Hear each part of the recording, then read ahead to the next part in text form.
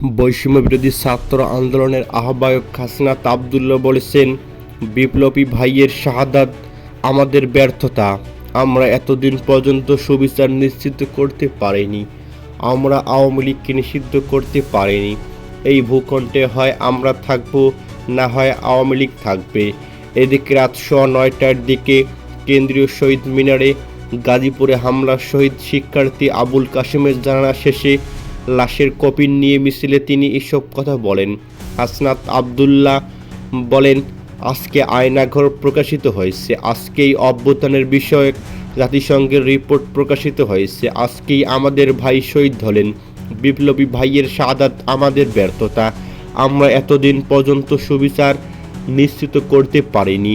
আমরা আওয়ামী লীগকে নিষিদ্ধ করতে পারিনি। তিনি বলেন, 5 আগস্টের পর এই ভূখণ্ডে দখলে আমরা পেরেছি। এই ভূখণ্ড হয় আমরা থাকব, না হলে আওয়ামী লীগ থাকবে।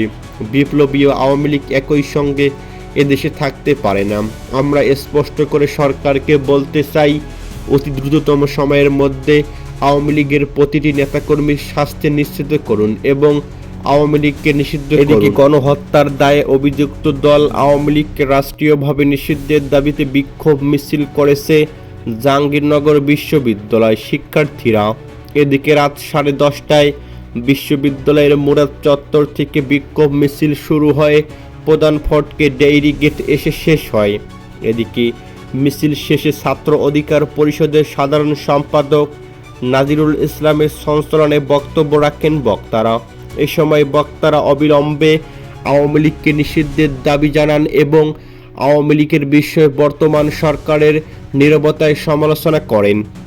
জাতীয়তাবাদী দলের ছাত্র দলের আহ্বায়ক কমিটির সদস্য জাকিরুল ইসলাম বলেন, আমাদের সহপাঠীদের রক্তে রাজপথে রঞ্জিত হয়েছে, সেই রক্তের বিনিময়ে স্বাধীনতা পেয়েছি এবং স্বৈরাচার দূর করতে সফল হয়েছি, কিন্তু এখন পর্যন্ত ফ্যাসিস্ট সরকারের দোসররা কোনো দৃষ্টান্তমূলক শাস্তি দেখছি না, আওয়ামী লীগ নিষিদ্ধের কোনো ব্যবস্থা দেখছি না।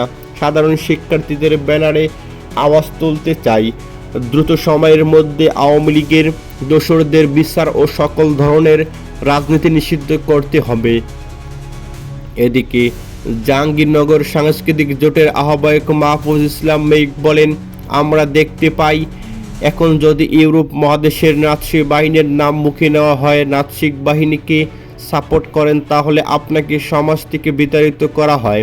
অথচ আজ পর্যন্ত আমরা আওয়ামী লীগের বিরুদ্ধে কোনো পদক্ষেপ গ্রহণ করতে দেখি নাই। এছাড়া দ্বিতীয় বিশ্বযুদ্ধের পরে যারা বাদশি বাহিনীর দোসর ছিল, জনসম্মুখে তাদের চুল কেটে দেওয়া হয়েছিল। অথচ আমরা যখন 32 নম্বরের বাড়ি ভাঙতে যাই, তখন আমাদের বিশিষ্ট নাগরিকরা এর পক্ষে বিবৃতি দেয়।